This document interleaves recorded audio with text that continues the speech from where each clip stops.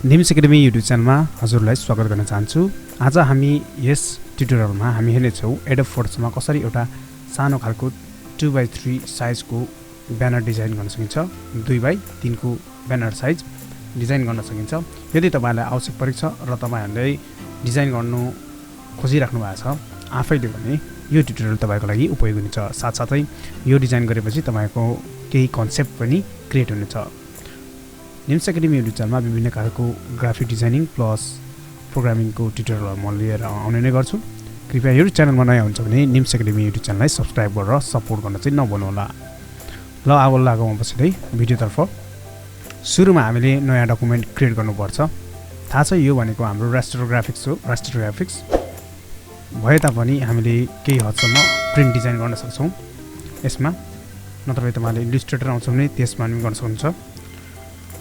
2x3 फिटको poster design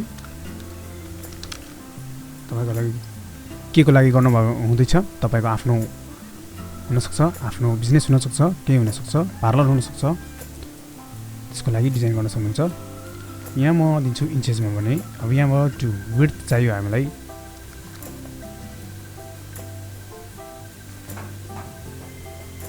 width भनेको हामीलाई चाहिएको छ 3 फिट है। त्यसपछि 12 इन्ची हुन्छ। 1 फिटमा 12 इन्ची इन्टु तपाईले यहाँ चाहिँ स्टार 3 गर्दिनु हुनेछ, अटोमेटिक आउँछ। र 2 भनेको हामीलाई हाइट चाहिएको छ 12 इन्टु स्टार हामीले 2 गर्यौं भने रिजोल्युसन 300 राख्नु होला। कलर मोड आरजीबीमा पनि क्रिएट गर्न सक्नुहुन्छ। अरु कुनै मोड तपाईलाई चाहिन्छ भने त्यहाँबाट पनि गर्न सक्नुहुन्छ। अहिलेको लागि म आरजीबी मै क्रिएट गर्दै छु, पछि चेन्ज गर्न सक्नुहुन्छ। र यहाँ चाहिँ म ट्रान्सपेरेन्टमा क्लिक गर्दिन्छु अहिलेको लागि र क्रिएटमा क्लिक गर्दिनु होला। यसरी क्रिएट गरिसकेपछि हाम्रो क्यानभास साइज आउँछ। यो भनेको हाम्रो 3 फुट र हाइट भनेको 2 फुट र सेम साइजको म यहाँ नि क्रिएट गर्दिन्छु। यसरी डाइरेक्ट पनि एप्लाई गर्न सक्नुहुन्छ अथवा अटोमेटिकली तपाईले डबल क्लिक गर्नु भने यो डायलग बक्स हुन्छ, यो यसरी गर्नुहुन्छ। म अहिले सिम्पली ड्र गरिदिन्छु, तपाई पनि त्यसरी नै गर्नु होला। यहाँ गरिसकेपछि म यहाँ कलर प्यानलमा जान्छु। लेयर्समा हेरौँ, यसरी तपाईहरु कलर चेन्ज पनि गर्न सक्नुहुन्छ। हल्का यति खालको यो खालको म कलर लगाउँदै छु। ओके, त्यसपछि तपाईहरुले एउटा शेप लिनु होला। शेप लिएपछि यहाँबाट सर्लक तान्दिनु होला। यसरी तानिसकेपछि अब यसको कलर चाहिँ म यो कलरमा एप्लाई गर्दिन्छु र यसलाई ओकेमा क्लिक गर्दिन्छु। हाम्रो भनेको प्रिन्ट भनेको यति मात्रै हुन्छ, त्यही भएर म यतिमा गर्दैछु। त्यसपछि म फेरि टुल सेपमा जान्छु यहाँबाट र यहाँबाट इलिप्स टुल भन्ने छ, त्यसलाई म ड्र गर्छु। शिफ्टसम्म पनि गर्न सक्नुहुन्छ। मैले शिफ्टसम्म गर्दैछु र यहाँ एप्लाई गर्दैछु। यसको कलर अहिले जुन राख्दा पनि केही फरक पर्दैन। अहिले म रेड राख्दैछु। कन्ट्रोल जेड हाम्रो एउटै लेयरमा भएछ, यहाँ हेर्न सक्नुहुन्छ एउटै लेयरमा भयो। कन्ट्रोल जेड अब न्यू लेयर क्रिएट गर्नु होला। कन्ट्रोल शिफ्ट एन बाट अथवा राइट यहाँबाट यो छ यो आइकनमा क्लिक गर्नु भने न्यू लेयर आउँछ। यसलाई चाहिँ राउन्ड अथवा इलिप्स नै नाम दिनु होला। ओके, र शिफ्टसँग यसरी क्रिएट गर्नु होला। यसरी क्रिएट गरेपछि अब यो अर्को लेयरमा भएको छ। यसो गर्दा हामीलाई सजिलो भयो सार्नको लागि। र यसरी म कुना तान्छु। ओके, यतिमा राख्छु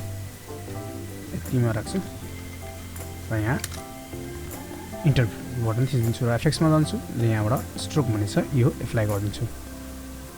तपाईले यही कलर पनि लिन सक्नुहुन्छ अहिलेको लागि, नत्र म यहाँ व्हाइट नै राखिदिन्छु।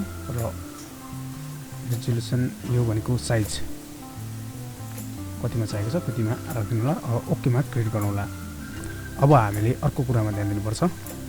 त्यसपछि यसलाई म हल्का यसलाई बाहिर लैजान्छु र यसलाई इन्क्रिज गरिदिन्छु शिफ्टसँग र यसलाई एडजस्टमेन्ट गर्नु होला। यसरी एडजस्टमेन्ट गरिसकेपछि फेरि प्रेस गर्छु। फेरि यही लेयरलाई म कन्ट्रोल जे गरेर डुप्लिकेट गर्छु र यसको पछाडि जुन छ यो पछाडिको लेयरलाई म हल्का इन्क्रिज गर्छु। तपाईले इन्क्रिज गर्नु होला। इन्क्रिज गरेपछि यसको कलर चेन्ज गरिहेरौँ। यो कलरमा राख्छु र ओकेमा क्लिक गरिदिन्छु। र हेर्न सक्नुहुन्छ यो यसरी आएको छ। फेरि यसलाई यसरी म इन्क्रिज गर्छु, राइट क्लिक गर्छु र यसलाई फेरि सिलेक्सन भएको छैन चेक गर्छु, कन्ट्रोल टी प्रेस गर्छु, राइट क्लिक गर्छु अनि वार्प भन्ने छ यसलाई यसरी म यसरी यसलाई एडजस्ट गर्छु। यहाँ नोडहरु पनि छ, यसरी तान्न पनि सक्नुहुन्छ।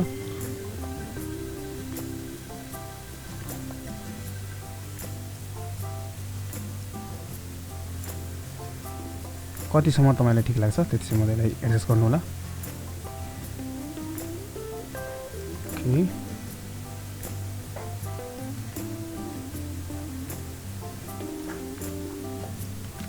इन्टर प्रेस गर्छु। यहाँ हेर्न सक्नुहुन्छ यति भइसकेको छ हाम्रो। अब हामीलाई एलिमेन्ट्सहरु जे चाहिन्छ जे छ त्यो हामी एड गर्दै जान्छौं। यतिमा म राख्छु, यसलाई इन्क्रिज गर्छु। ओके, यसरी गर्छु। त्यसपछि फेरि म यो थिचेर यहाँबाट सिलेक्ट गर्छु र यहाँ राउन्ड रेक्टेंगल टुल सिलेक्ट गर्छु र यहाँ सिम्पली यसरी ड्र गर्छु। यहाँ आर्टबोर्ड साइजमा जान्छु, यसरी यसलाई यसको कुना चाहिँ मोड्दिन्छु। कस्तो खालको कुना चाहिएको छ त्यसरी नै गर्न सक्नुहुन्छ र कन्ट्रोल टी गर्नु होला र यसरी कन्ट्रोल जेड यसरी कन्ट्रोल र अल्ट प्रेस गर्नु हो भने कन्ट्रोल र अल्ट प्रेस गरेर माउसले यसरी तान्नु भने यो यसरी अटोमेटिकली बन्छ। अल्ट मात्रै थिच्नु हो भने चाहिँ यहाँ चाहिँ एउटा मात्रै हुन्छ, कन्ट्रोल अल्ट थिच्यो भने यसरी बराबर हुन्छ। ओके, र यसलाई म अल्ट प्रेस गरेर डुप्लिकेट गर्दैछु। ओके ओके, फाइनली यो भइसकेको छ। राम्ररी एडजस्टमेन्ट गर्नु होला, ग्यापिङहरु पनि मिलाउनु होला। अहिले म छिटो गर्दैछु, त्यही भएर सबैलाई सिलेक्ट गर्छु र यसलाई एलाइनमेन्ट गर्छु। यसरी भइसकेको छ र हामी अब यसको कलर चाहिँ चेन्ज गरेर हेरौँ। ओके, यसरी आइसकेको छ र यसको कलर पनि हल्का हामी चेन्ज गरेर हेर्दैछौँ। ओके,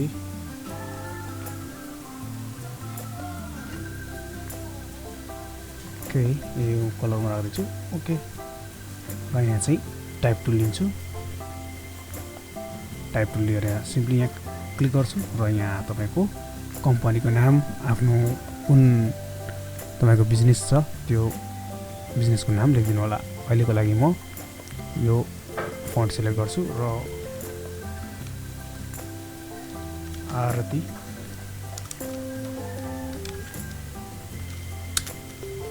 ब्युटी पार्लर यसरी नाम दिन्छु। कन्ट्रोल ए गर्छु, कन्ट्रोल टी गर्नु होला अनि यहाँबाट म अटोमेटिकमा राख्छु र यसरी अरु एडजस्टमेन्ट गर्नुपर्ने भने यसरी पनि गर्न सक्नुहुन्छ। Control A, font colour white. Okay, font साइजलाई इन्क्रिज गर्नु होला कतिसम्म ठिक्क लाग्छ अनि यहाँ चाहिँ डिस्टेन्सिङ पनि मिलाउनु होला। आरती ब्युटी पार्लर यसरी राख्नु होला र यहाँबाट फेरि म यहाँ चाहिँ रेक्टेंगल टुल लिन्छु, सर्लक म यहाँबाट फेरि ड्र गर्छु, यसको कुनाहरु मोड्दिन्छु। ओके, त्यसपछि यहाँबाट कलर यो सिलेक्ट गर्छु, ओकेमा प्रेस गर्छु र यो भइसकेपछि यहाँनिर चाहिँ यहाँनिर राख्छु। यसलाई व्हाइटै कलर गरौँ। त्यसपछि यसलाई चाहिँ यहाँनिर राखौँ। त्यसपछि हेर्न सक्नुहुन्छ यहाँ चाहिँ तपाईहरुले आफ्नो एड्रेस राख्दिन सक्नुहुन्छ। ओके, टाइप टुल लिनु होला र क्लिक गर्नु होला। सरी, यहाँनिर म राख्छु, यसको फन्ट साइज सानो गर्छु, कलर चाहिँ यो लिन्छु। ओके गर्छु र यहाँबाट प्लेसमेन्ट गरिदिन्छु। टाइप टुल लिनु होला र यहाँबाट यसको फन्ट घटाइदिनु होला। यहाँ चाहिँ एलिमेन्ट्सहरु राख्दिनु होला। तपाईको फोन नम्बर हुन सक्छ, control A, address,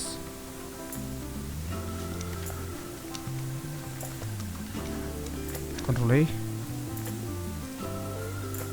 alt press गर्नु होला and then contact number, control A, contact number, contact तपाईहरु निम्स एकाडेमी युट्युब च्यानल हेर्नुहुन्छ कृपया यो च्यानलमा नयाँ हुनुहुन्छ कृपया यो च्यानललाई सब्स्क्राइब गर्न चाहिँ नभुल्नु होला र हाम्रो मुनि यहाँ चाहिँ तपाईको डिस्क्रिप्सन क्लिक गर्नुहुन्छ कन्ट्रोल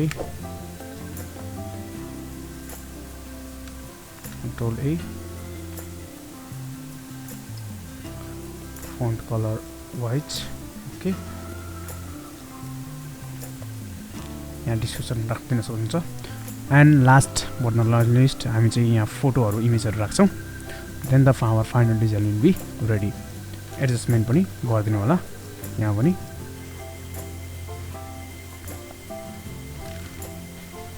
मैले यो फोटोहरु कसरी राख्ने भन्दा म pixels.com बाट इमेजहरु लिएको हो तपाईहरु यहाँबाट छान्न सक्नुहुन्छ र यहाँबाट मैले यहाँ राइट क्लिक गरे राइट क्लिकबाट कपी इमेज गरे र यो जुन हामी चाहिँ यो लेयरलाई यो शेपको लेयरलाई सिलेक्ट गरेर र कन्ट्रोल भी गरे कन्ट्रोल भी गरेपछि यो आउँछ र यसरी गरिसकेपछि यहाँनेर तपाईहरु यसको अगाडि राख्नु होला एडजस्ट गर्नु होला र यहाँ चाहिँ राइट क्लिक गरेर यसलाई सिम्पली क्रिएट क्लिपिङ मार्क्स गर्दिएको यसरी एडजस्ट पनि गर्न सक्नुहुन्छ तपाईहरु कतिसम्म ठिक हुन्छ त्यति डिजाइन गर्दाखेरि यसरी राख्दिन सक्नुहुन्छ र यसरी प्लेसिङ गर्नुहुन्छ यदि यो सबै तीनटैमा चारवटामै मैले यस्तो गरेको फाइनली यो छ यो शेपमा यसलाई क्लिक गर्नु होला यसरी क्लिक गरिसकेपछि यहाँ जानु होला आफूले चाहेको इमेजहरु कहाँ छ त्यहाँ सिलेक्ट गर्नु होला सिलेक्ट गरेर यसरी जुन मैले यो इमेज छ यसलाई राइट क्लिक गर्नु होला र कपी इमेज गरेर डाइरेक्टली यो लेयरलाई सिलेक्सन छ कन्ट्रोल भी गर्नु होला यसरी गर्नु हो भने यसको माथि जान्छ र माथि गएर हामीलाई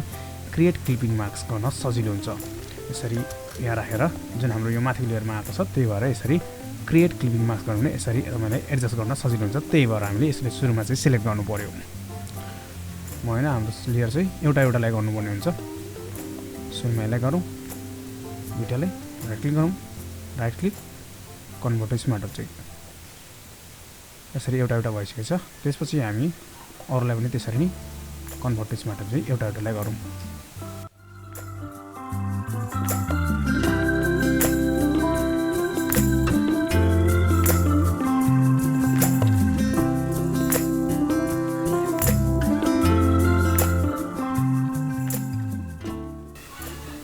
फाइनली कन्भर्ट स्मार्ट अब्जेक्ट गरेपछि यसलाई एफेक्ट्समा गएर ड्रप स्याडोको इफेक्ट पनि लाउन सक्नुहुन्छ ड्रप स्याडो जुन यहाँ छ हाम्रो यसमा कति चाहिएको छ तपाईलाई त्यो पनि लाउन सक्नुहुन्छ साइज कति हो त्यो पनि गर्न सक्नुहुन्छ स्प्लिट यसरी लाउन सक्नुहुन्छ यसरी एडजस्टमेन्ट कति ठिक्क लाग्छ तपाईलाई त्यति तपाईलाई राख्न सक्नुहुन्छ र ओकेमा क्लिक गर्नुहुन्छ एउटामा गरिसकेपछि एसएमटी सिलेक्ट गर्ने राइट क्लिक गर्ने यसरी कपी लेयर स्टाइल गर्नु होला सुरुमा यसलाई जुन हुन्छ right click copy layer style त्यसपछि सिलेक्ट गर्नु होला राइट क्लिक र पेस्ट लेयर स्टाइल क्लिक गर्नु होला राइट क्लिक गर्नु होला पेस्ट लेयर स्टाइल क्लिक गर्नु होला राइट क्लिक र पेस्ट लेयर स्टाइल गरौँ होला यसरी हाम्रो फाइनली डिजाइन भइसकेको छ यो भिडियो तपाईलाई कस्तो लाग्यो आफ्नो प्रतिक्रिया जान्नु होला र नेक्स्ट एकाडेमी युट्युब च्यानललाई सब्स्क्राइब गर्न चाहिँ नभुल्नु होला यस्तै ट्युटोरियल म ल्याउने नै छु अर्को भिडियोमा त्यतिन्जेलको लागि यहाँ म यो भिडियोबाट बिदा चाहन्छु so goodbye take care have a nice day guys thank you